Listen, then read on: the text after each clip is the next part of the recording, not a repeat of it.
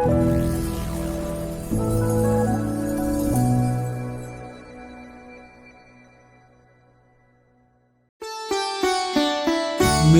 कहानी मेरी जुबानी, मेरी कहानी मेरी जुबानी, मेरी कहानी मेरी जुबानी, मेरी कहानी मेरी जुबानी।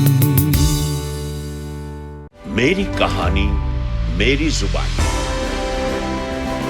एक अनोखा रेडियो शो जहां दुनिया भर के प्रतिभाशाली भारतीय खुद सुनाते हैं अपने संघर्ष, अपनी सफलता और अपने सपनों की कहानियां उन्हीं की जुबानी।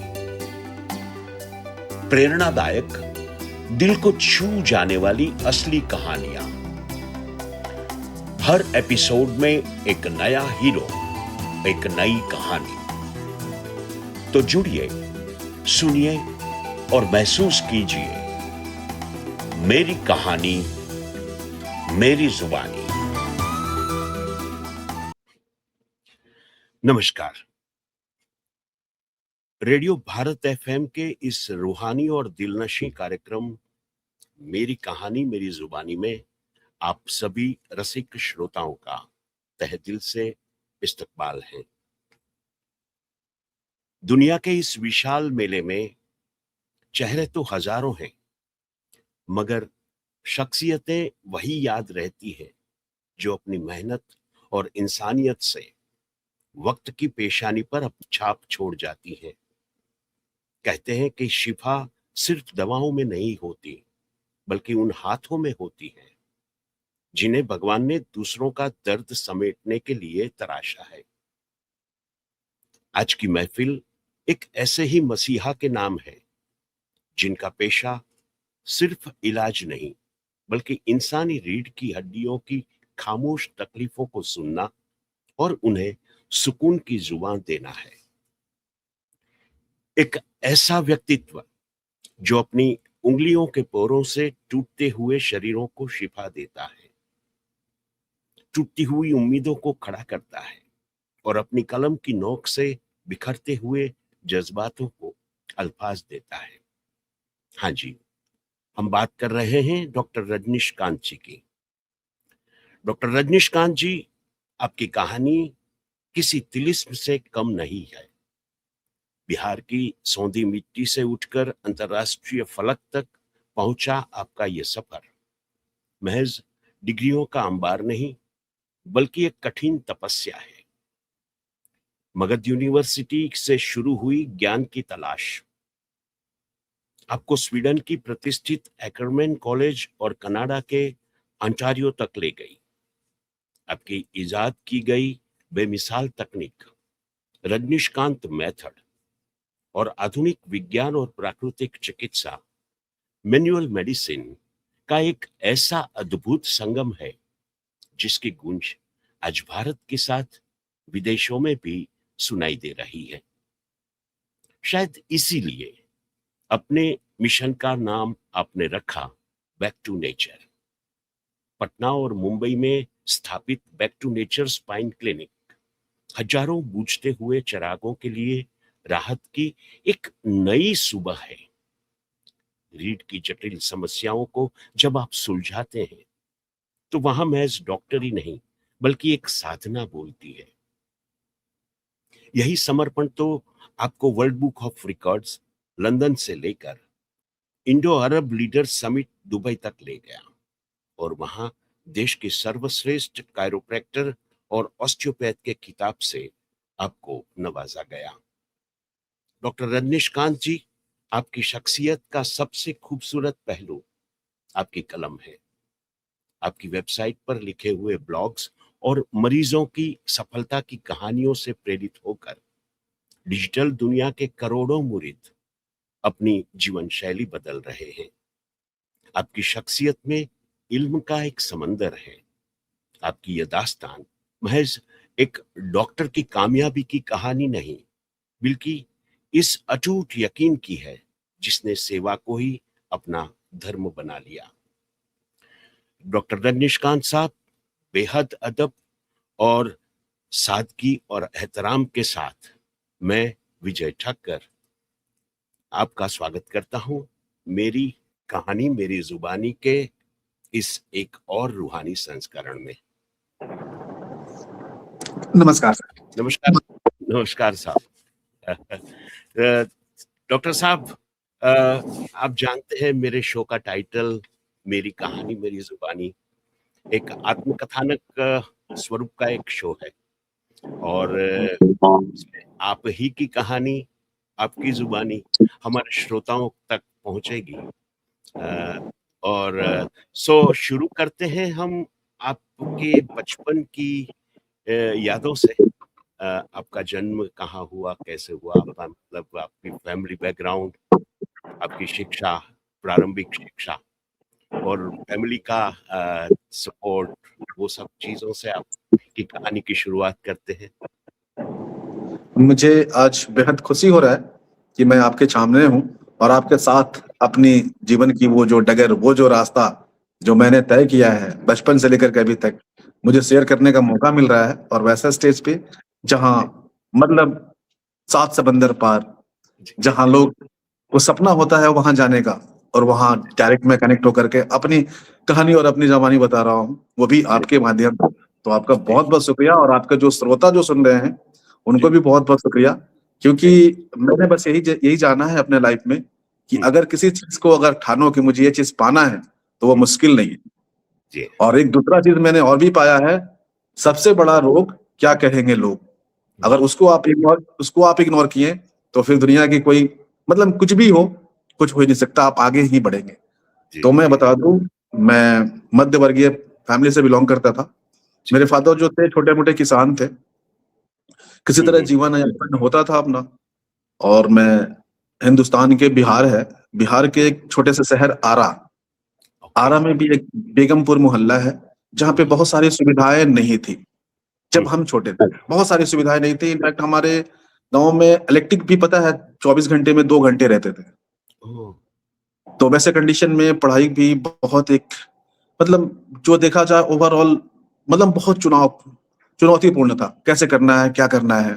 उसमें भी हम लोग लालटेन, आप समझते होंगे, लैंप समझते होंगे, उसको जला करके, किरोसिन तेल पे चलता था, उसको जला करके पढ़ाई किया करते थे। लेकिन बस मेरा बचपन से यही चाहत था कि मुझे कुछ अलग करना है, मुझे नौकरी नहीं करना है, मुझे ऐसा करना है कि कम से कम 10 लाख लोग मेरे थ्रू नौकरी करें और ऐसे बेरोजगार। मेरा ये सोच बचपन से ही था।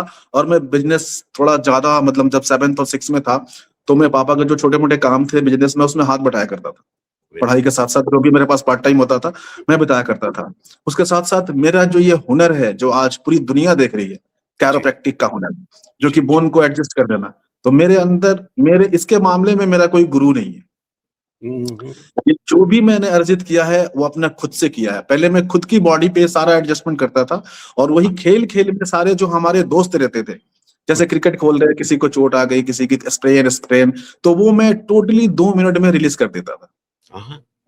जैसे ही मेरी मैट्रिक की पढ़ाई खत्म हुई, उस समय हमारा जैसे बेगमपुर से आरा एक शहर है, छोटा सा शहर है, वो शहर के देखा जाए तो घनी आबादी है, शाहबाद एरिया आता है।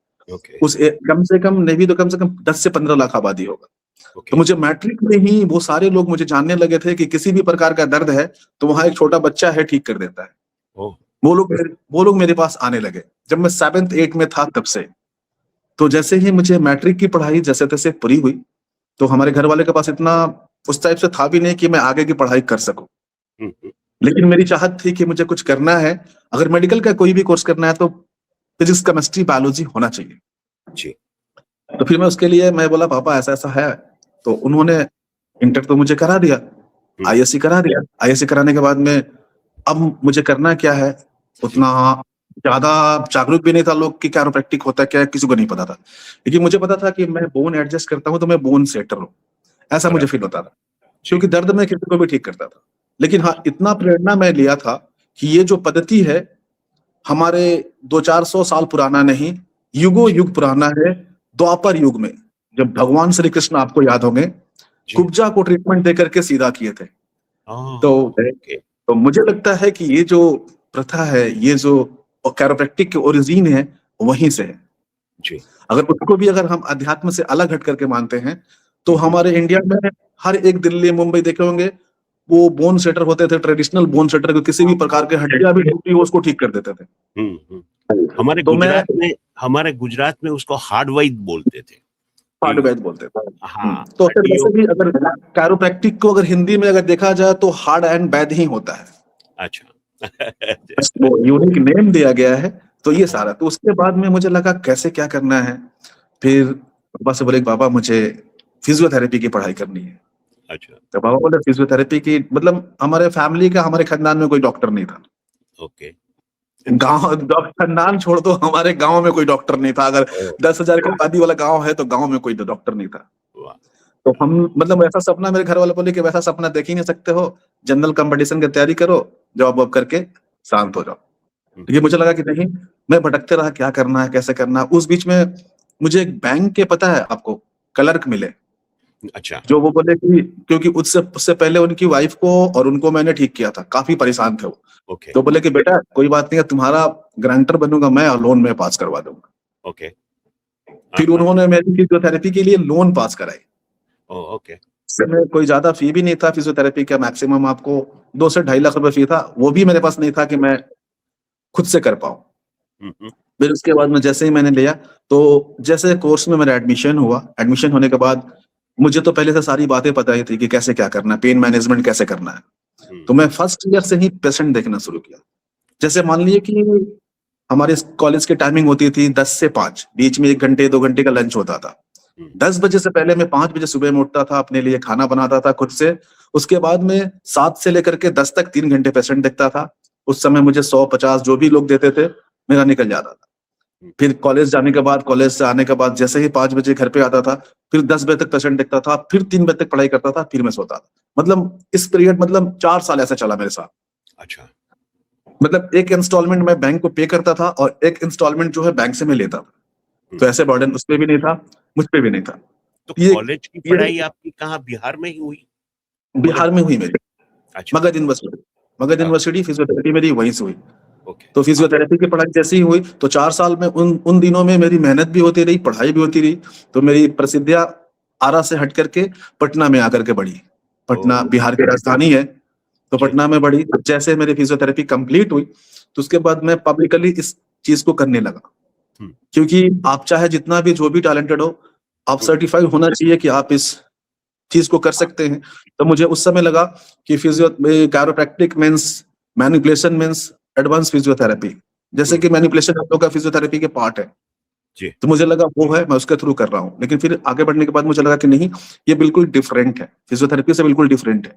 अच्छा, उस समय बहुत सारे ट्यूटर इंडिया आते थे, इंडिया आकर के वर्कशॉप लेते थे।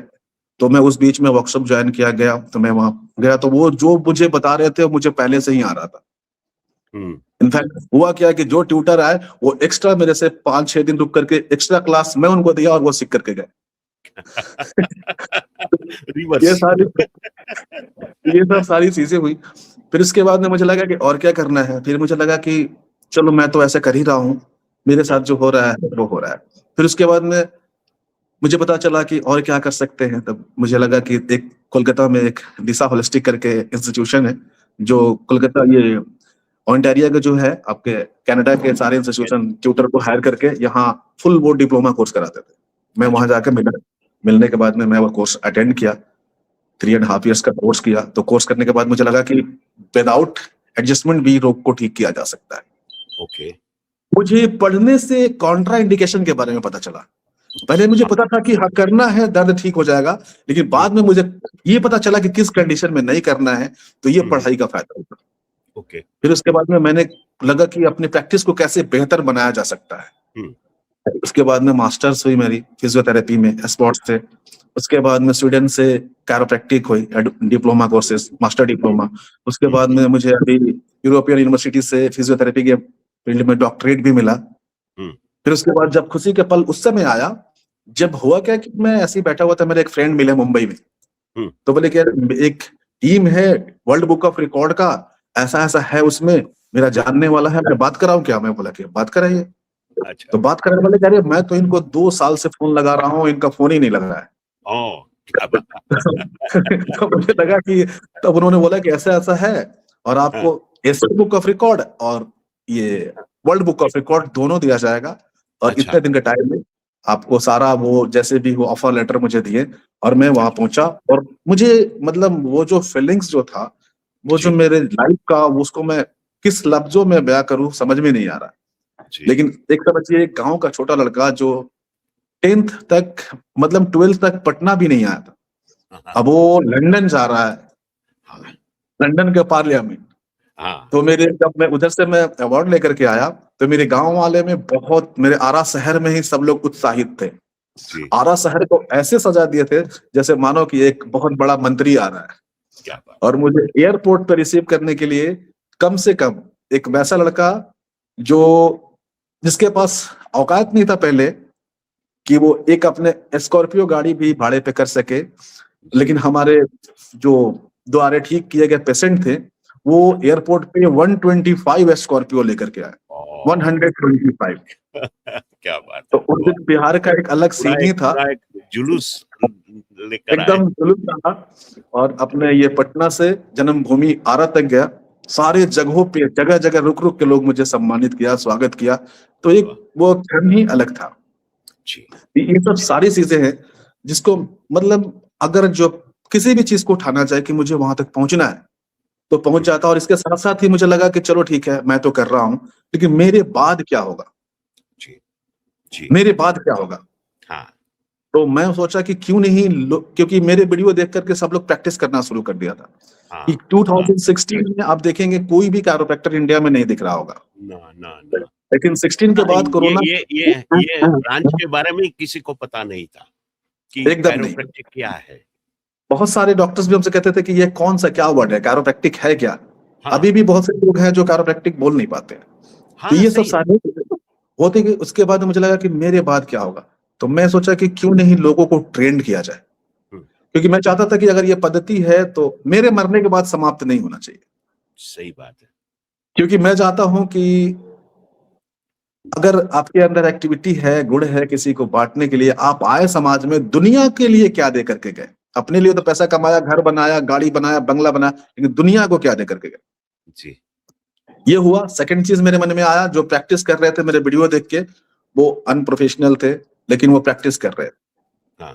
तो ये हम जानते हैं और आप जानते हैं कि वो अनप्रोफेशनल है। पेशेंट को जी। तो नहीं पता है ना, पेशेंट को पता है कि नेक वो भी क्रैक कर रहे हैं, नेक ये भी क्रैक कर रहे हैं। तो मैं सोचा कि उन लोग को जो डर नहीं है उन लोग को मैं लाऊं, अपने पास बुलाऊं और एजुकेट करूं कि जो आप कर रहे हैं गलत कर रहे हैं और इसको इस वे में करें। तो मैं अपने रास्ते पे सही था, क्योंकि जो गलत कर रहा है मैं उसको नहीं सिखाऊं फिर भी वो करेंगे, या मैं सिखाऊंगा फिर भी वो करेंगे। तो क्यों नहीं उसको सही सिखाया जाए। हाँ। स्पीच में मैंने उनको बुलाया, मैंने उनको सारी चीजों को बताया कि ऐसे नहीं, इसको ऐसे करते हैं और ये नेक के पार्ट सेंसिटिव है, यहाँ ये है, वो सारा चीज मैंने उनको समझाया, ट्रीटमेंट सिखाया। और आज के डेट में मैं बता दूं कि वो लोग ऐसे ऐसे लेवल के थे जिनको एकदम मेरी कहानी मैच करती है। आज वो लोग अपने फैमिली के सारी सारी खुशियां दे रहे हैं। तो आज अगर देखा तो इंडिया में 1,500 से 2,000 लोग ऐसे हैं जिनको मैंने ट्रेन किया है और वो ऐसे कर रहे हैं। और इसके साथ साथ ही मैं देखा कि इतने लोग हो रहा है तो मैं महीने का हर वो 1 तारीख के 100% फ्री करता हूँ। और प्लस में मुझे जहां लगता है कि मुझे वहां फ्री कैंप करके लोगों को अवेयर करना है, महीने का लगभग 500 से 1,000 पेशेंटों को मैं अवेयर करता हूं और ट्रीटमेंट देता हूं, ताकि मैं चाहता हूं कि इस जो पद्धति है लोगों को माइंड में जाए। क्योंकि आज के डेट में है क्या ना कि लोगों को दर्द से प्रॉब्लम नहीं है, अगर बैक पेन हो रहा है, नेक पेन हो रहा है, उससे प्रॉब्लम नहीं है। जब वो डॉक्टर के पास जाते हैं, डॉक्टर के काउंसलिंग होता है और डॉक्टर के एक वार्ड होता है cervical spondylitis, right, lumbar spondylitis. अब वो पेशेंट क्या करते हैं, खुद डॉक्टर बन जाते हैं और एआई हो, गूगल हो, उससे पूछने लगते हैं ये लंबर स्पॉन्डिलाइटिस के लास्ट स्टेज क्या है। हाँ। अब वो लंबर स्पॉन्डिलाइटिस के लास्ट स्टेज गूगल क्या कहता है, गूगल तो वही है जो आप जो शेयर करेंगे, हम जो शेयर करेंगे वही आएगा। वही बोलेगा। यूनिवर्स पे है नहीं कि वो भगवान का वरदान दिया हुआ है और वो आएगा ना।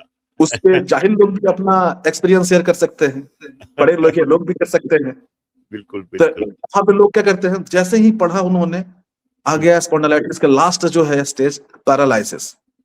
अब वो पेशेंट को क्या हुआ, सोना बैठना सब भूलने लगा, डरने लगा। अब वहां से स्टार्ट क्या होता है, साइकोसोमेटिक सिंड्रोम।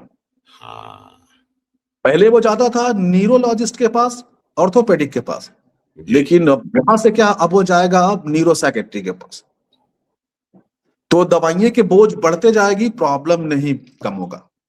अगर लोग को पता हो जाएगा कि ये प्रॉब्लम क्या है, कैसे होता है, कैसे ठीक किया जाता है, तो सारा मामला वही खत्म है। एक सिंपल सा ये मेरे पास मॉडल है, जी, ये हमारा स्पाइन वर्टिब्रा है, जी, और ये जो पीले पीले रंग का निकल रहा है, ये ब्लड हाँ। वेसल्स है। इसके थ्रू ब्लड वेसल्स सप्लाई होता है हर बॉडी जी, में। किसी को सर्वाइकल का प्रॉब्लम होगा हाँ। तो पेशेंट को सिम्टम्स क्या आ सकता है, गर्दन दर्द हो सकता है, चक्कर आ सकता है, ब्लरी विजन हो सकता है, धुंधलापन दिखाई दे सकता है, हाथों में नमनेस आ सकता है, सूनापन हो सकता है, सीवियर हेडेक हो सकता है, वॉमिटिंग हो सकता है, माइग्रेन हेडेक हो सकता है। इतने सारे प्रॉब्लम केवल सर्वाइकल से। अच्छा। किसी ने सोचा था? नहीं। जैसे ही डोर्सल स्पाइन पे आते हैं, तो डोर्सल स्पाइन पे कंप्रेशन होता है इंटरनल, यहां तक कि हर्ट के भी मूवमेंट हमारा स्पाइनल कॉर्ड के थ्रू ही होता है, क्योंकि अच्छा, ब्लड, हार्ट जो है ब्लड सप्लाई पूरे बॉडी में करता है, जी, लेकिन हार्ट को एक्टिव रहने के लिए उसको भी ब्लड सप्लाई चाहिए। चाहिए, बिल्कुल चाहिए। तो उसको ब्लड सप्लाई करता है कॉरिनरी आर्टरी। राइट, वो कहां से होकर गुजरता है, हमारा डोर्सल D3, ओके, वहां से होकर गुजरता है, जो हार्ट को हेल्दी रखता है। राइट, अभी आप देखेंगे इंडाइजेशन जितने भी हैं, डायबिटिक, इनफैक्ट आपको बता रहा हूं, डायबिटिक पेशेंट को आवर कोई भी अगर डायबिटिक होगा, उसका मिड स्पाइन जो है ना, मिड स्पाइन टच करके देखना, अपर स्पाइन, वो स्टिफ होगा। स्टिफ होने का मतलब है कि वहां से ब्लड सर्कुलेशन नॉर्मल नहीं हो रहा है, और T7 वर्टिब्रा के काम है पेनक्रियाज को ब्लड सप्लाई करना। ओके, अगर पेनक्रियाज को ब्लड सप्लाई प्रॉपर नहीं होगा, तो पेनक्रियाज अपना फंक्शन स्लो करेगा, जहां से इंसुलिन का सिक्रेशन कम ज्यादा होगा और पेशेंट डायबिटिक हो जाएगा। जी, उसी प्रकार आपको बहुत और भी फीमेल्स का प्रॉब्लम्स है। हम्म, अभी आप देखे होंगे जो भी सेक्सुअल डिसऑर्डर है, ये सारे मतलब केवल दर्द ही नहीं, ये बहुत सारे प्रॉब्लम को हम लोग सॉल्व कर सकते हैं जब इसको समझ जाएंगे तो, क्योंकि ये एक कोर्स नहीं, एक समंदर है। समझ रहे, अगर आप किसी भी कार्य को करो तो दिल से करो, नहीं तो नहीं करो। नहीं करो, अभी मैं आपके सामने हूं, अभी 50-60% देख करके फिर भी मेरे चेहरे पे मुस्कान वही है बिल्कुल। कि मुझे ये करना है, क्योंकि काम को क्या है ना, खुशी से करना चाहिए। हाँ, काम को जिस दिन आपने बर्डन लिया ना कि ये काम है, वो काम आप होगा नहीं, और आप हाँ, वहीं से आपका मतलब हाँ, नीचे फिर जाना शुरू हो बोर्डम जाएगा, आप महसूस धड़कन होगी। नहीं सकते हैं। हाँ, फिर थकान महसूस होगी, बोर्डम लगेगा सब। तो सब लोग मेरे पे पहले ताना दिया करते थे, हाँ, वो आज सब लोग गले लगाते हैं और मेरा इंतजार करते हैं। क्या बात है। तो ये सब सारी बातें हैं, और भी मेरे जैसे कि थोड़ा मैं बड़ा हुआ, हाँ, मुझे जब चेंजेस होता है, आगे लोग बढ़ता है मेरे जी, लाइफ में, शादी वादी हुआ 2016 में, शादी हुआ, 16 में शादी होने के बाद मेरी कंडीशन ऐसी थी कि रेंट, मेरे जब शादी में जब इंगेज हुआ था, सारे पैसे जो मेरे थे खर्च हो गए थे, रेंट भी मेरे 10-12 महीने के हो गए थे, ओ, मैं दे नहीं पा रहा था, और बहुत मुश्किल दौर से गुजर रहा था। जहां मैं जॉब कर रहा था 2015-16 में, मेरे ओनली 6,000 सैलरी थे, इंडियन 6,000। ओ, उसमें घर भी चलाना, बीबी को भी देखना, रेंट पे रहना भी, वो बर्डन बढ़ते गया। लेकिन उस बीच में मेरे एक बिहार के मिनिस्टर है अशोक चौधरी जी, उन्होंने बोला, उस बीच में उनसे मुलाकात हुई, उनको टेनिस एल्बो, फ्रोजन शोल्डर, काफी स्टेरॉइड लिए थे, और वो लंदन अमेरिका सब जगह जाकर ट्रीटमेंट लिया था, ठीक नहीं हुआ था। लेकिन मेरे 3-4 ट्रीटमेंट में बिल्कुल ठीक हो गए। तो मुझे उन्होंने ऐसा संतावना दिया, विश्वास दिया कि बेटा मैं तुम्हारे साथ हूं, और तुम खुद का करो, किसी के अंडर में नहीं करो। ओके, फिर मैं जहां रहता था वहां पे एक नीचे में एक छोटा सा हॉल लिया कि मुझे सर दे दो, मैं कमा करके आपको रेंट भर दूंगा। फिर मैं वीडियो पोस्ट किया, वीडियो को लोग देखा, सब लोग पसंद किया। फिर वो कुछ पेशेंट आना शुरू हो गए, तो हमारे रिलेटिव्स हो गए, हमारे ससुराल वाले हो गए, सब लोग ये भी बोला कि अब देखो अब ये यूट्यूबर बनेगा, डॉक्टर तो बन लिया है, अब यूट्यूबर बनेगा। यूट्यूबर बनेगा। तो मेरी भी वाइफ बहुत चिंतित कि सब लोग ऐसे ऐसे ताना दे रहे हैं, आप क्या कर रहे हैं, सब फालतू काम कर रहे हैं, बंद कीजिए ना, आप आराम से फिजियोथेरेपी पे फोकस कीजिए, घर पे एक जाके एक्सरसाइज कराइए। मैं बोला छोड़ो, जिसको बोलना है बोलने दो। जी, मैं बात मानता उस दिन जब मेरे पे जो कर्ज है वो आके चुका देते, तब मैं उनके साथ में हूँ। उन्होंने तो चुकाया नहीं, नहीं और नहीं तो मेरे पैर को खींच रहे हैं। जी, लेकिन मेरे काम को चलता गया, बढ़ता गया, बढ़ता गया, बढ़ता गया, और आज इस लेवल पे आया कि पूरा दुनिया देख रहा है मेरा चैनल को। पूरा दुनिया देख रहा है। मेरा सही, सोशल मीडिया, जो भी मैं आज हूँ सोशल मीडिया की वजह से हूँ। बिल्कुल जो लोग सही कहते थे कि यूट्यूबर बनेगा, आज वो खुद प्रैक्टिस कर रहे हैं और उनकी चैनल ग्रो नहीं कर रही है। सही वो तो तो ये सब सारी मतलब जो भी है, मैंने हमारे जो टीम के जो हैं, हमारे सीनियर सरोज जी, आपके बारे में बताया कि ऐसा ऐसा बात है, हाँ तो सर आपको लेना इंटरव्यू के लिए बोले ऐसे, तो मुझे अच्छा लगा कि नहीं चलो इसके लिए मैं जी, टाइम मैनेज करूंगा। क्योंकि बिल्कुल। देखिए क्या है बात, इंसान थोड़ा डीमोटिवेट कब होता है, जब उसको मोटिवेट कोई अच्छे से नहीं कर पाता है। जी तो लाइफ में डीमोटिवेट होना ही नहीं है। मैं कहता हूं ना, चाहे कोई भी काम हो, जी, चाहे वो चाय बेचने का ही काम क्यों ना हो, दिल से करो आप। बस काम को काम के रीत से करेंगे तो फिर उसमें बिल्कुल दिक्कत नहीं आएगी। एकदम।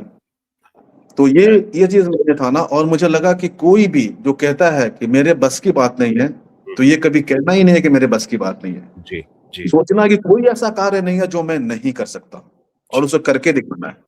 जी, जी। क्योंकि अब आज हाँ, हाँ, हाँ, कहिए जैसे आप ही कहिए। जैसे मेरे साथ टीम भी बढ़ा, तो टीम बढ़ने के साथ साथ मेरा एक विजन भी दिखा।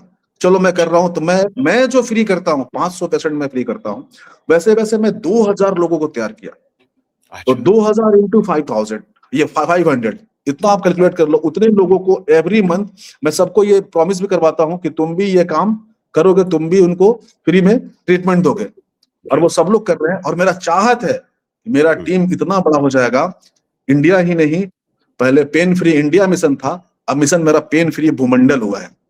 जी, जी, जी, मेरा टारगेट 150 करोड़ नहीं, 800 करोड़ है। वाह, वाह, मुझे दुनिया को स्वस्थ करना है।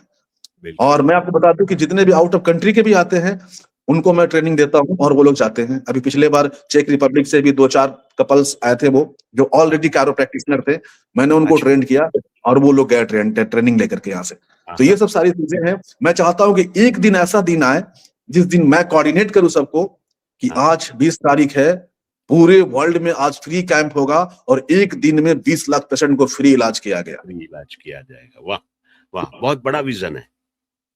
तो बस ये जिस दिन होगा। और एक दूसरा विजन है मेरा कि ये जो कोर्स है हमारे इंडिया में भारत सरकार किसी तरह लॉन्च कर दे। डिग्री मास्टर नहीं कर सकता है तो कम से कम डिप्लोमा सर्टिफिकेट ही लॉन्च कर दे। जी, जी, जी, हाँ, हाँ, हाँ, हाँ।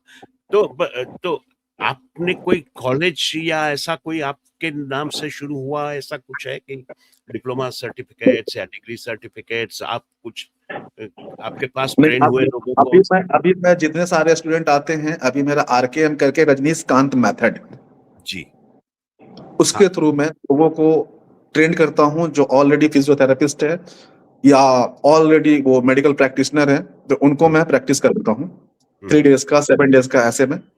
अच्छा, जो लोग ऑलरेडी जो बोन एनाटॉमी को पता है, फिजियोलॉजी पता है, उन लोग को ट्रेन करता हूँ। तो ऐसे में अगर भारत सरकार का अगर सपोर्ट मिलता है, या स्टेट गवर्नमेंट का सपोर्ट मिलता है, तो हम लोग इस पे अच्छा कर सकते हैं भारत के हित के लिए। जी, जी, जी।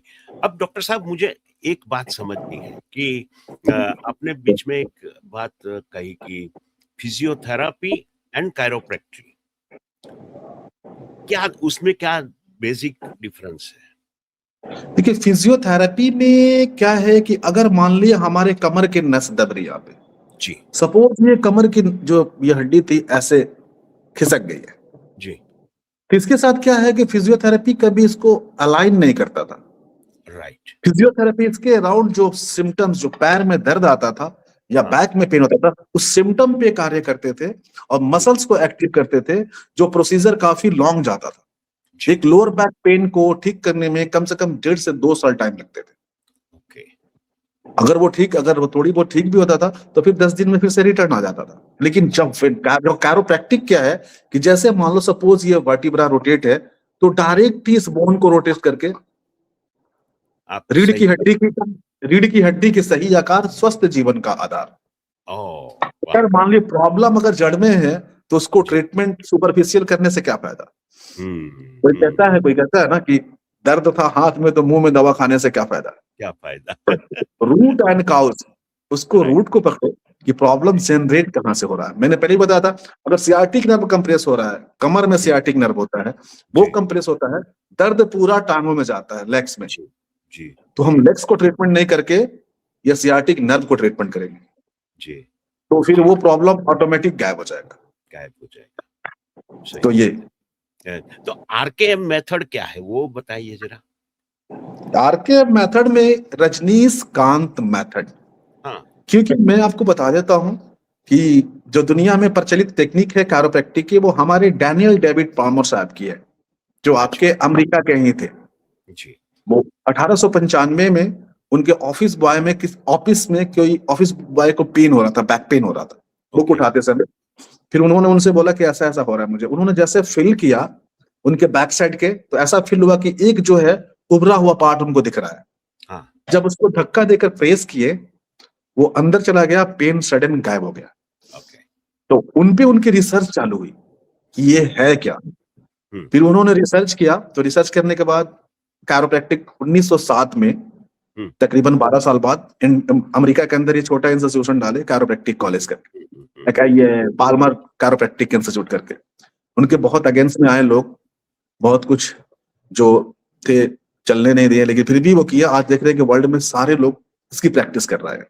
उनका जो टेक्निक था स्पाइन पे ही था। ओके। स्पाइन पे ही था, लेकिन मेरा क्या है कि मैं बिल्कुल इसको डिफरेंट किया। ओके। वो एक वर्टिब्रा को 1 से 2 बार मैनिपुलेट कर सकते थे, मैं हर एक वर्टिब्रा को 4 बार मैनिपुलेट कर सकता हूँ। Okay. 4 movements, 1 2 3 4 movements, single vertebra.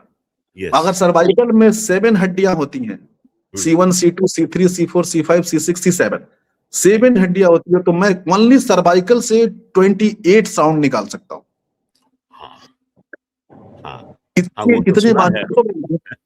इतने बारीकियों में मैं गया, और अभी तक मेरा जो मैक्सिमम क्रैक्स जो है एक सिंगल ह्यूमन बॉडी से, हमारे बॉडी के अंदर 206 हड्डियां होती है और 360 ज्वाइंट होता है, अप्रोक्स 360 ज्वाइंट्स है, जिसमें से मैं 272 क्रैक्स निकाल चुका हूं।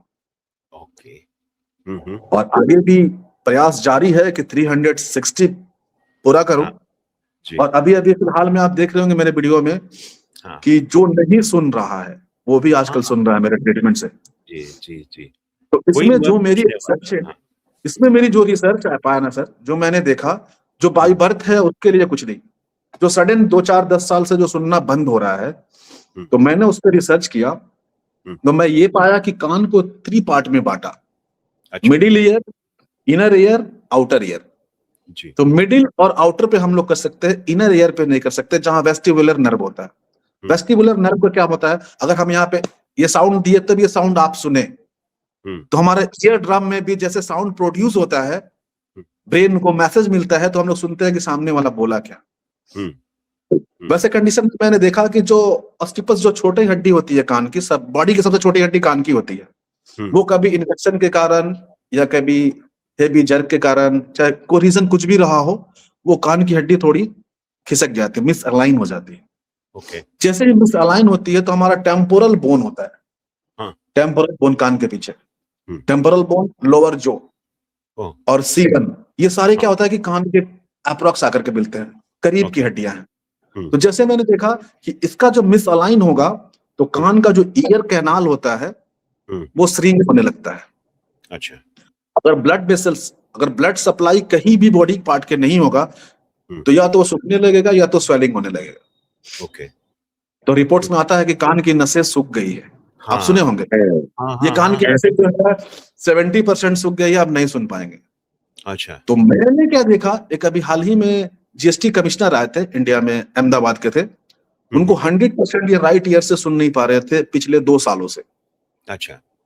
मैंने देखा, जैसे मैंने ईयर में फिंगर इंसर्ट किया, तो मैं ऐसा फील किया कि ईयर का जो होल था उसका एनाटॉमिकल पोजीशन चेंजेस था, एक काफी होल था और एक फिंगर इंसर्ट ही नहीं हो रहा था। ओके। जब मैं उस बोन को एडजस्ट किया इंटरनली और एक्सटर्नली, और उसके बाद जैसे ही टेम्पोरल C1 C2 और लोअर जॉ को मैं खोला, उन सडन सुनने लगे। और इतना सुनने लगे कि जो लेफ्ट ईयर से भी ज्यादा राइट ईयर से सुनने लगे। उनकी डॉटर सामने रोने लगी कि ऐसा कैसे हो सकता है। उसके बाद मेरा वीडियो वो इतना वायरल हुआ कि आज लगता है कि 2-3 महीने में कम से कम 1000 कान वालों को मैंने ट्रीटमेंट दिया, और 1000 में से मुझे लगता है कि 950 लोग ठीक होकर के गए। एक वायरल इन्फेक्शन भी होता है कि वायरल इन्फेक्शन के कारण ये बिल्कुल फिर बंद हो जाता है, और ईएनटी सर्जन्स बोल रहे हैं कि इसका कोई इलाज नहीं है अभी तक। कोई इसकी कोई चीजें ढूंढी नहीं गई है कि भाई इसको ठीक किया जा सके। तो ये भी होता है क्या वायरल एकदम इन्फेक्शन? सर, मैं बता रहा हूँ कितनी मतलब क्या बताऊं मैं, बतानी चाहिए। मेरे पास ईएनटी डॉक्टर आए हैं अपने कान के इलाज करवाने, अच्छा। उनका वीडियो पड़ा हुआ है मुंबई में, आहा, और वो लोग सुन सुन करके गए। अच्छा, मतलब कोई चीज ऐसी नहीं है कि आप उसको मतलब कान के जो हियरिंग लॉस आप ठीक नहीं कर सकते, मतलब हो ही जाता है। एकदम रिकवर उसको रीस्टोर कर सकते हैं, और पेशेंट सुन रहा है।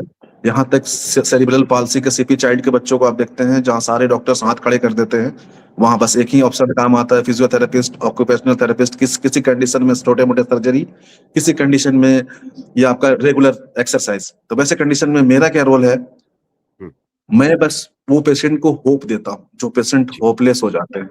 जी क्योंकि पेशेंट के पास एक ही सुनने को मिलता है, इसको दवा देते रहो, लाइफ टाइम एक्सरसाइज कराते रहो। लाइफ टाइम को सुनते के साथ पेशेंट क्या होता है, पेशेंट के जो पेरेंट्स होते हैं डिमोटिवेट हो मोरल, जाते हैं। हाँ मोरल हाँ, डाउन हो moral जाता down हो जाते हैं।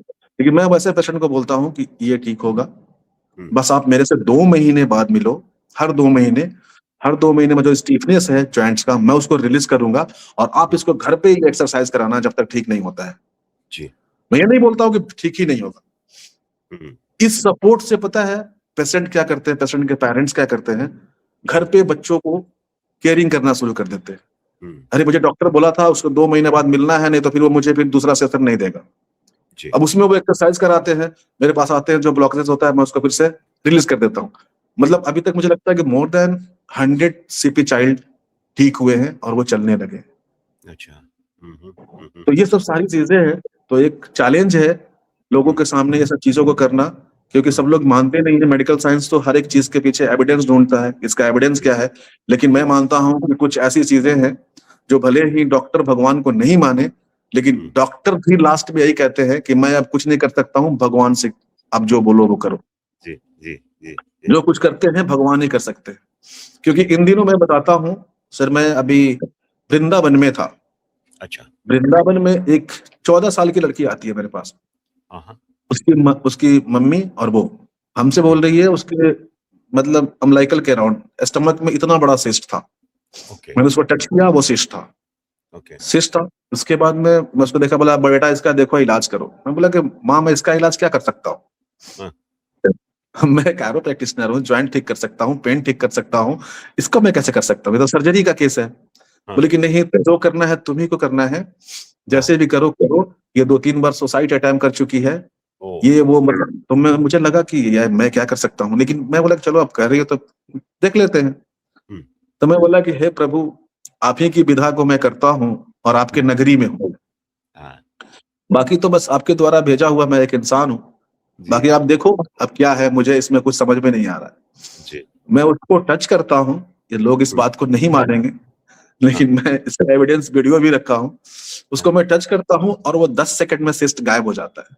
ओ 10 सेकंड में सिस्ट गायब हो जाता है। उस दिन सारी रात मैं नहीं सोया कि ऐसा हाँ क्यों हुआ, हाँ कि मैंने तो कुछ किया ही नहीं, ये हाँ। कैसे हो।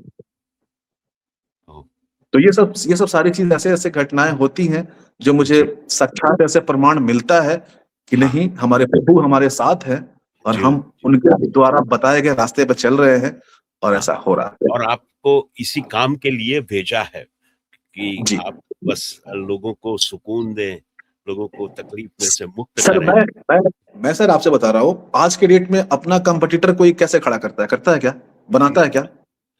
लेकिन मैं अपना कंपटीटर अपने पटना में बना रहा हूँ, अपने आरा जो जन्म भूमि है वहां बोल रहा हूँ कि मैं सबको सिखाऊंगा, सब लोग काम करो। जी जी जी। नहीं, क्योंकि आपकी भावना है कि सबको पेन मुक्त करना है, तो आप अकेले तो कितने लोगों को कर पाएंगे। एकदम जैसे नहीं, आपने अकेले पहले ही बताया कि आपको स्प्रेड करना है इस विधा को, और जितने लोग तैयार हों अपने सिस्टमेटिकली साइंटिफिक तरीके से सब ठीक हों। डॉक्टर साहब आप के काफी वीडियो मैं देखता रहता हूँ और अभी आपके अलग-अलग ब्रांचेस भी आपने ओपन किए हैं, जैसे मुंबई में है, हैदराबाद में है। तो ऐसा क्या उसका क्या फ्यूचर प्लान है? कैसे आप उसको उसकी फ्रैंचाइज़ी वगैरह देंगे? क्या क्या प्लान है? देखिए, मैं अभी फ्रेंचाइजी मॉडल पे काम नहीं किया। मैं सोच रहा था कि मेरे द्वारा जो ट्रेंड किए जा रहे हैं, हुँ, सबको एक सैलरी चाहिए, सबको एक अच्छा मतलब इनकम चाहिए, जो साथ जी, जुड़ेंगे, काम करेंगे। तो जी, मैं चाह रहा हूँ कि जो हमारे साथ काम कर रहे हैं, उसमें जो टैलेंटेड उभर के आएँगे, जी, जिनके अंदर एक्स्ट्रा एक्स्ट्रा टैलेंट होगा, क्योंकि हुँ, हर जगह फ्रेंचाइजी देना भी सही नहीं है।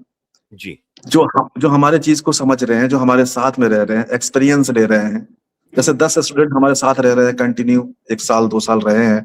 उसमें से मुझे 4 लोगों को समझ में आया कि ये 4 लोग मेरे एब्सेंस में काम को सँभाल सकते हैं। जी, या चाहे और भी फिजियोथेरेपिस्ट हैं जो इस काम को करना चाहते हैं, तो वैसे हुँ, लोगों को और भी मैं ट्रेन करूँगा और हुँ, उनको as a branch owner swap करके, उनके हुँ, as a branch owner owner बना हुँ, करके वो सारे जो है, हमारा जो सेंटर उनके अंदर में दिया जाएगा ताकि लोगों को सही ट्रीटमेंट हो। हुँ, तो ये हुँ, अभी थॉट है और बाकी फ्रेंचाइज़ी मॉडल पे अभी हम लोगों ने काम करना शुरू नहीं किया है। बहुत सारे हुँ, लोग ऐसे मतलब कॉल्स आते हैं हमारे पास कि मुझे हुँ। फ्रेंचाइज़ी चाहिए, तो फ्रेंचाइज़ी कोई प्रोडक्ट का नहीं है ना। ना, बिल्कुल नहीं है। ये तो ये जो रजनीकांत के हाथों में है, ये सबके हाथों में कैसे जा सकता है? नहीं जा सकता, बिल्कुल नहीं जा सकता। नहीं जा सकता, लेकिन हाँ, 100% नहीं जाएगा, 10% जाएगा। तो वो हाँ, 10% से लोगों का भला होगा, तो हम करेंगे। तो पहले जब मुझे लगेगा कि ये उस लायक के हैं, मैं उनको दे सकता हूँ, अदरवाइज़ हर लोगों को नहीं। जी, जी, जी, जी। तो अभी आपने काफ़ी सारे एक्टर्स वगैरह को भी ट्रीटमेंट दी। मैंने देखे थे 2-4 वीडियो आपके कि बहुत सारे लोग मुंबई में आ रहे हैं। अच्छा, आप जैसे मैं इधर से फॉरेन से लोग आ रहे हैं, वहाँ आना है, तो कैसे आपके अपॉइंटमेंट वगैरह कैसे ले सकते हैं, उसके बारे में थोड़ा बताएँगे? हमारे जो देखिए फॉरेन से तो अभी बहुत सारे क्लाइंट आ रहे हैं, जो हुँ, हमारे व्हाट्सएप है उससे कम्युनिकेट करते हैं, सोशल मीडिया के पेजेज़ है उससे कम्युनिकेट करते हैं, हुँ, वेबसाइट है उससे कम्युनिकेट करते हैं। जैसे कम्युनिकेशन हो जाता है, हुँ, कन्फर्म हो जाता है, फिर वो हुँ, अपना कन्फर्म करके आते हैं। अभी अ, तो मुझे लगता है कि मुंबई में और बैंगलोर में हर एक विज़िट पे 10 टू 20% जो है आउट ऑफ कंट्री के होते हैं। जी, जी, आउट ऑफ जी। कंट्री के होते हैं और वो लोग काफ़ी परेशान हैं। अभी आपको बता दें कि इधर आपके गल्फ कंट्री के जितने थे, जो हुँ, आपके अमेरिका जाते थे, अब वो लोग अमेरिका नहीं जा कर के इंडिया आ रहे हैं। अच्छा। अमेरिका से भी बहुत सारे पेशेंट ऐसे हैं, अभी हाँ, अमेरिका से एक डॉक्टर डॉक्टर हैं, जो उनका जी। काफ़ी अच्छा उनका यूनियन है शिकागो में। हुँ, वो हुँ। वहाँ डॉक्टरों के टीम का मतलब मेन मेंबर भी हैं।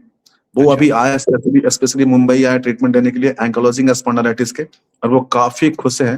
उनका अभी अच्छा, वीडियो मैंने डाला नहीं है, काफ़ी खुश है। अच्छा, ये सब हाँ, सारी चीज़ें मुझे मिल रही है जो पा कर के मुझे अच्छा लग रहा है हाँ, कि हाँ, हाँ, कोई बाहर से आउट ऑफ कंट्री पटना आ रहा है इलाज कराने, अच्छा, तो एक बहुत अलग हाँ, चीज़ है।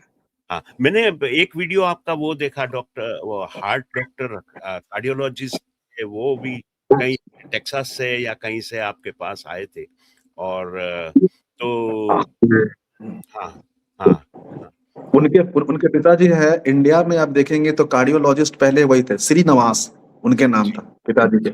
उनके जी, नाम से पटना में एक रोड भी है श्रीनिवास पथ।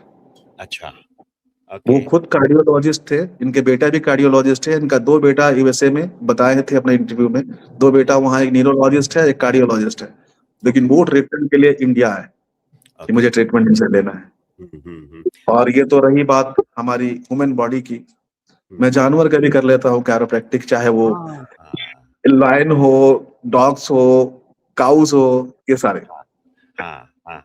हाँ, वो भी मैंने देखा एक लायन को आप लायन या टाइगर था उसको आप ट्रीटमेंट दे रहे थे। तो उनके लिए कैसे आप उनका बोन एक्चुअली सेटलमेंट मैं गया था दुबई। अच्छा, मैं मैं दुबई गया, तो मुझे फ़ोन आता है कि डॉक्टर रजनीश, कोई मेरा जो वहाँ फ्रेंड था कि एक का ट्रीटमेंट करना है, चलो ना। तो मैं बोला चलो हाँ, चलते हैं। गाड़ी अच्छा, किया, गाड़ी से गया, वहाँ उतरते के साथ गया, चाय-पानी जो भी हुआ, कह रहा इसको ट्रीटमेंट करना है। मैं बोला दिमाग खराब है तुम्हारा, ट्रीटमेंट करना है या मेरा नाश्ता बनवाना है? तो बोला कि नहीं ऐसा कुछ नहीं है, यहाँ लोग हाँ, पालते हैं सब, ऐसा कुछ नहीं है, केयर टेकर मैंने केयर टेकर रहे, कुछ भी रहे, कैसे हो पाएगा?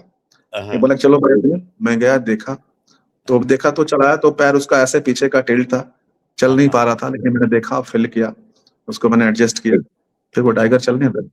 ओह क्या बात है, वाह वाह वाह। तो अभी आप मैंने सुना था, मेरी सरोज कुमार जी से बात हो रही थी कि आपका फॉरेन अमेरिका आने का भी प्लान है आगे जाके, उसके बारे में कुछ बताएंगे? कब तक आने का प्लान है, कैसे? अभी क्या है, स्पॉन्सर के लिए मैं तो अभी लंदन जा रहा हूँ। लंदन में एक फार्मूला 1 रेस के कार के जो ड्राइवर थे, उनको कुछ एक्सीडेंट हुआ है, तो किसी ने उनको लंदन में बोला कि ये प्रॉब्लम बस डॉक्टर रजनीकांत ही ठीक कर सकता है, तो उसको आप किसी तरह इनको लेकर के जाओ, चाहे उनको लेकर के आओ। तभी वो मुझे बुला रहे, लंदन में जा भी रहा हूँ, और आगे भी बहुत सारे ऐसे जो आपके ये इस्कॉन टेम्पल के जो मेन है, वो लोग चाह रहे हैं कि आप ये विषय में आए। और ये डॉक्टर साहब भी हैं जो शिकागो वाले, ये भी बोले कि आप वहाँ पे आओ एज ए लेक्चरर, वहाँ पे डॉक्टरों को ट्रेन करो। तो मैं देखता हूँ जैसा अगर प्लान बनता है, तो ये जैसे हमारे इंडिया में सबका सपना होता है मुंबई जाने का, वैसे पूरी दुनिया में सबका सपना होता है एक बार अमेरिका जाने का। अमेरिका, हाँ। अमेरिका तो बहुत बड़ा अट्रैक्शन है लोगों के लिए, लेकिन सही है, अमेरिका में काफी लोगों को ये जरूरत है, क्योंकि आपने जैसे बताया फिजियोथेरेपिस्ट के पास चले जाते हैं, लेकिन it is not a permanent solution. अगर परमानेंट सॉल्यूशन तो आप जैसे बता रहे हैं कि बोन सेटिंग से ही आ तो सकता है। सिंपल से सर मैं बात बताता हूँ, अगर यहाँ प्लीज किसी तरह से किसी चीज से बंधा हुआ है जी इसको आप कैसे रिलीज कर सकते हैं? या तो इसको आप तोड़ सकते हैं या तो कट कर सकते हैं। जी जी बिना तोड़े अगर मान लिया सपोज कंप्रेशन है, पेन हो रहा है, मेडिसिन खाएंगे, जब तक मेडिसिन इफेक्ट रहेगा ठीक रहेगा, फिर से वही हाल होगा। एक्सरसाइज भी करेंगे, मसल्स पावर जब तक बढ़ा रहेगा ठीक रहेगा, मसल्स पावर जैसे ही लूज होगा फिर से पेन स्टार्ट होगा। तो ये सब सारी चीजें हैं इसके पीछे। जी जी जी। तो आपके आपके आप ब्लॉग्स वगैरह लिखते हैं, उसके बारे में कुछ बात करें। नहीं, मुझे मुझे लगता है जैसे कि कॉमन चीजें लोग आजकल क्या सर्च कर सकते हैं, लोग आजकल क्या सर्च कर सकते हैं, किसी को भी कॉमन चीज जो होता है, जैसे कि हेडेकिंग हो रहा है, सीवियर हेडेक ट्रीटमेंट, जी गैस के प्रॉब्लम, कोई भी जाता है तो भाई गैस का इलाज क्या है, तो कंटेंट में अपना है एसिडिटी ट्रीटमेंट, गैस ट्रीटमेंट, और भी जो डिजीज अपना पर्टिकुलर वो डिजीज को मेंशन करते हैं, ताकि लोग वो सर्च की में ज्यादा आता है और उसको सर्च इंजन में ज्यादा है, उसको सर्च करते हैं और वो मिलता है। हैशटैग भी यूज करते हैं, pain free India, doctor Rajinikanth, RKM team, तो ये ज्यादा कीवर्ड जो सर्च होता है, ये सारा चीज होता है। तो बुक्स वगैरह पब्लिश हुए हैं आपके कुछ? बुक अभी पब्लिश नहीं हो रहा, बुक पे हम लोग अभी काम कर रहे हैं, हो सकता है कि 1 से 2 महीने में बुक पब्लिश हो जाए। मैं अपना कैरोप्रैक्टिक ओन मेथड जो है उसको लेकर के मैं आ रहा हूँ। RKM को? RKM। अच्छा अच्छा अच्छा।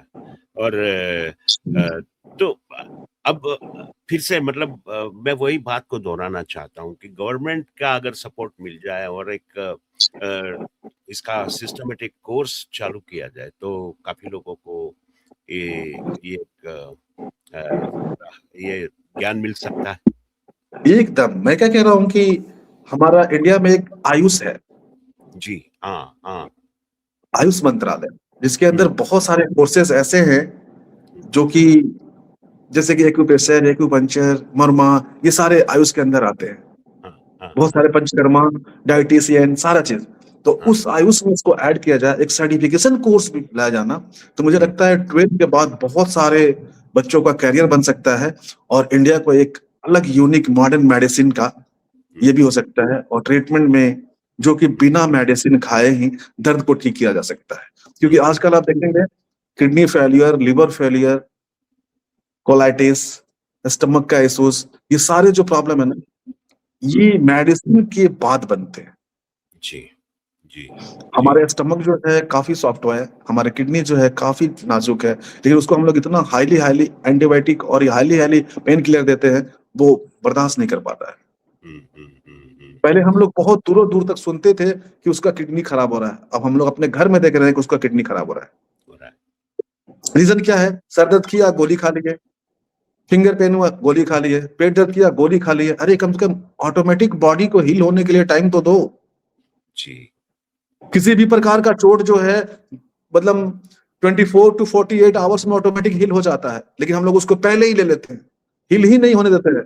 बॉडी कैपेसिटी को बिल्कुल कंप्रेस कर देते हैं। जी जी। बॉडी के सिग्नल भी मिलता है, अरे रात बनाया गया है सोने के लिए, सो जाओ।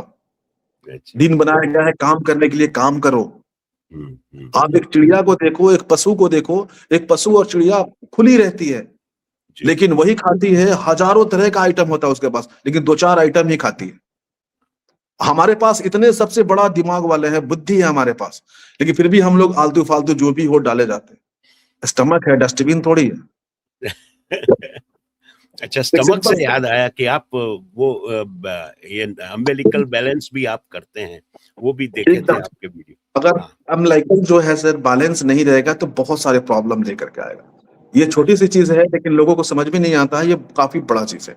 अगर हमारा अम्बिलिकल जाके ऊपर शिफ्टेड हो जाएगा तो आप हाइटस हर्निया तक पहुंच जाएगा।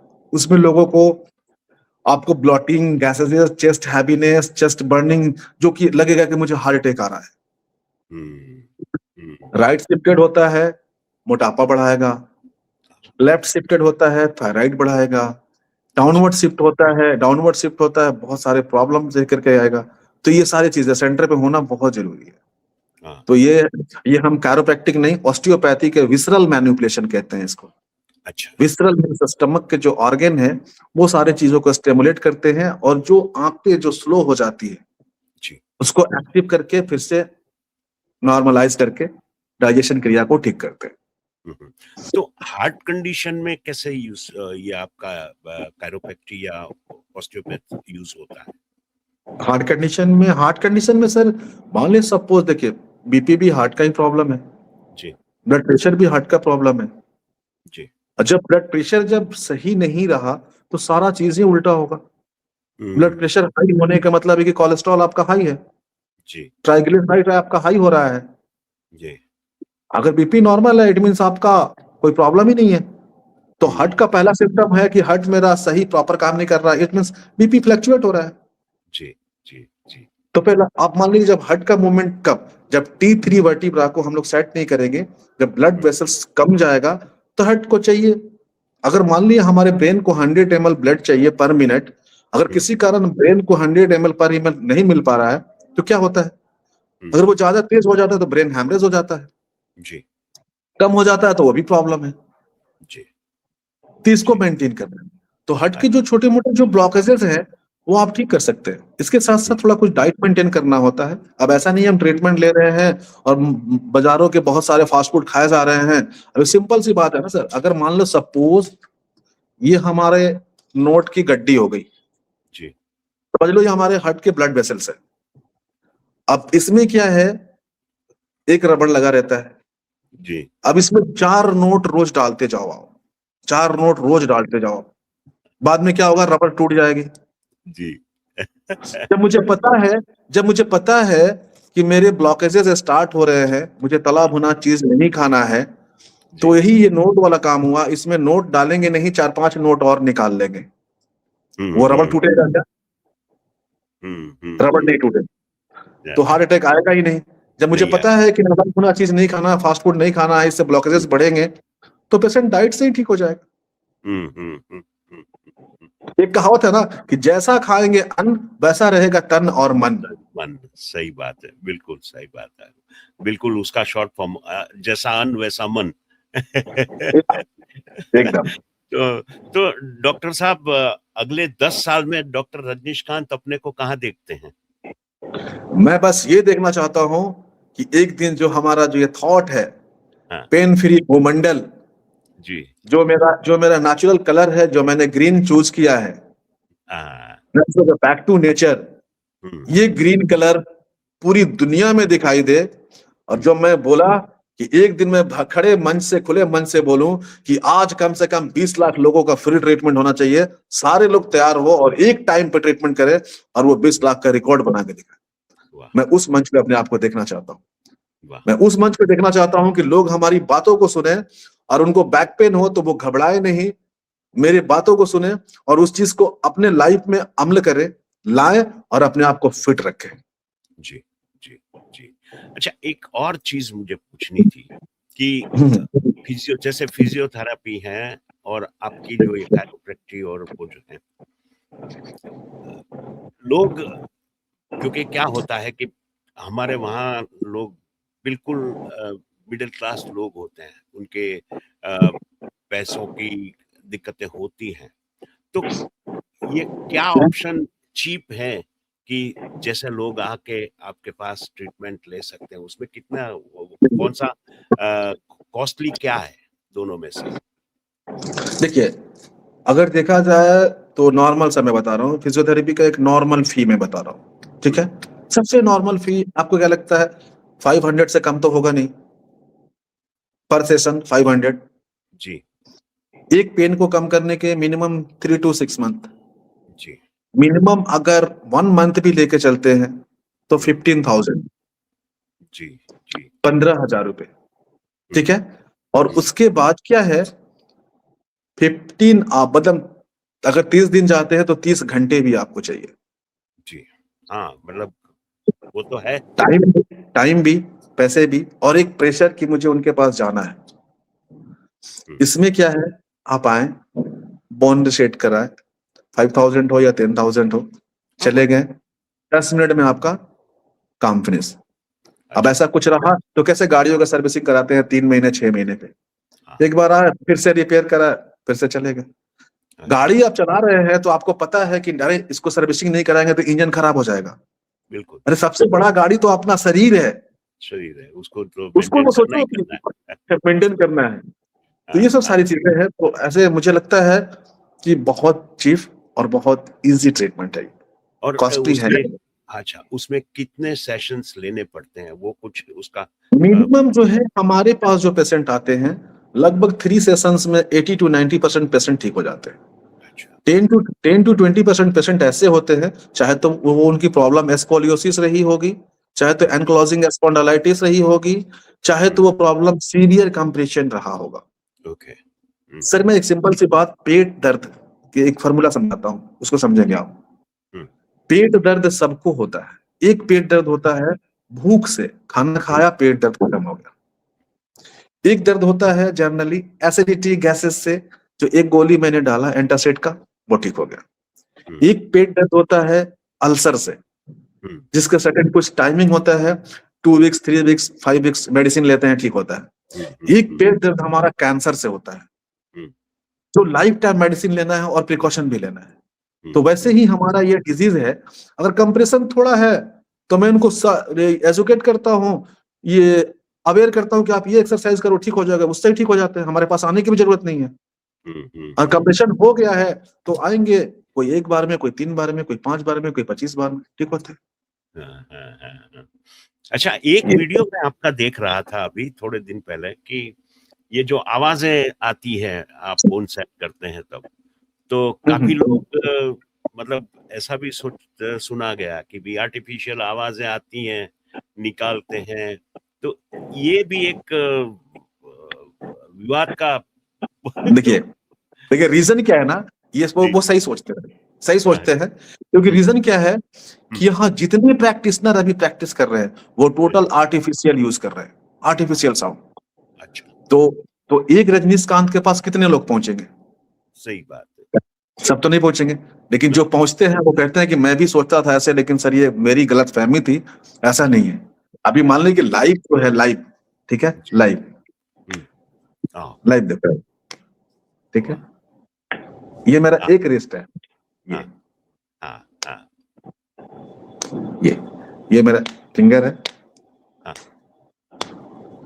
ये मेरा नेक है, हाँ, ये हाँ, ये अभी सामने मेरे को हाँ, बिल्कुल, कोई बिल्कुल। एडिटिंग है, कोई कुछ नहीं। यहाँ तक इनफैक्ट जो स्मॉलर जॉइंट है मेरा नोज, हुँ, हुँ, हाँ, नोज हाँ, हाँ, ब्रीथिंग पैटर्न से जुड़ी है। बिल्कुल, ये आपका ईयर लेते हैं, ये हाँ, हाँ, हाँ, ये हाँ। है। क्या है ना, ये मार्केट में हर जगह ही वही चल रहा है, डुप्लीकेट ही चल रहा था, ओरिजिनल का कदर ही नहीं बिल्कुल सही बात है। तो तो नहीं सब लेकिन एक होता है ना, एक हमारे हमारे इंडिया में कहावत है कि जौ के साथ घुन भी पिसता है। हाँ, हाँ, सही बिल्कुल, बिल्कुल सही बात है। अब जो जिनसे मुलाकात हो गई, हाँ, तो मेरी इतनी, मतलब जो भी हो, हुँ, मेरी कार्य करने की क्षमता है, चाहे लोगों को ऐसे सही ट्रीटमेंट देने की क्षमता है, जो मेरे पास एक बार आता है दोबारा कहीं जाता नहीं, सही चाहे वो कहीं का भी। हाँ, हाँ, बिल्कुल क्योंकि जब राहत मिल जाती है, जो चीज के लिए आपके पास आते हैं, और देखो पेन फ्री हो जाता है वो तो बात, लेकिन आपसे फिर एक contact, heart to heart contact हो जाता है, तो वो नहीं भी बड़ी बात दे देते हैं। तो एकदम। अभी इन दिनों मैं गया मुंबई में, सलमान खान जी मिले मुझसे, हाँ, मैं उनको ट्रीटमेंट किया, काफी हाँ, इंप्रेस हुए, बोले कि भाई किसी भी तरह मेरे पापा को देख लो। अच्छा तो मैं 6 महीना 3-4 महीना पहले जनवरी में ही उनके पापा से मिला था। तो अच्छा, उनके पापा को 4-5 लोग मिलकर के उठाता था, चलाता था। हाँ, लेकिन हाँ, मैं ट्रीटमेंट दिया, भाईजान से परमिशन नहीं लिया वीडियो अपलोड करने का, वीडियो है मेरे पास, ट्रीटमेंट दिया, उनको चलाया मैं बिना सपोर्ट के, बहुत क्या मस्त रहे। हमको बोले भी कि बेटा रजनीश बढ़िया हाँ। पोस्ट करो और नीचे लिखना कि टाइगर अभी जिंदा है, सलीम खान जी। वाह वाह वाह वाह। अब हम हमारे प्रोग्राम के एंड तक जा पहुंचे हैं, तो आखिर में दो दो एक छोटे छोटे क्वेश्चंस मुझे पूछने हैं। एक तो आप जी। अपनी फैमिली के बारे में बताएं। मेरी फैमिली में मेरे फादर अभी हैं हेड ऑफ अच्छा, फैमिली। जी, मदर तो 2023 में चली गई, जिनसे मुझे बहुत लगाव था। ओके, अभी मेरी जो वाइफ है, सारा हम्म, समझिए कि मेरे वो जो चीज देखना है, चाहे मेंटली हो फिजिकली हो, हाँ, सारा चीज उनके जी में है। मैं आज जो चल रहा हूँ, मैं जो आज हाँ, कुछ कर रहा हूँ, सब उन्हीं का प्यार और स्नेह है। और मेरे अच्छा, छोटे छोटे 2 बेटी हैं और एक बेटा है, जिनको देख अच्छा, करके सारा थकान खत्म हो जाता है मेरा। जी, मैं जितना भी काम करके जाऊं वो गोद में आते हैं, मैं भूल जाता हूँ। वाह तो मेरी वाह। ताजगी का राज ये है। और मेरे अच्छा अच्छा।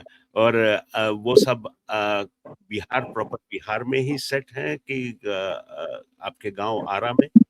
वो प्रॉपर जो है, फादर जो है, उनको पटना पसंद नहीं आता है, क्योंकि उनको खुली लाइफ चाहिए, गांव के जी, लोगों मिले बात करे।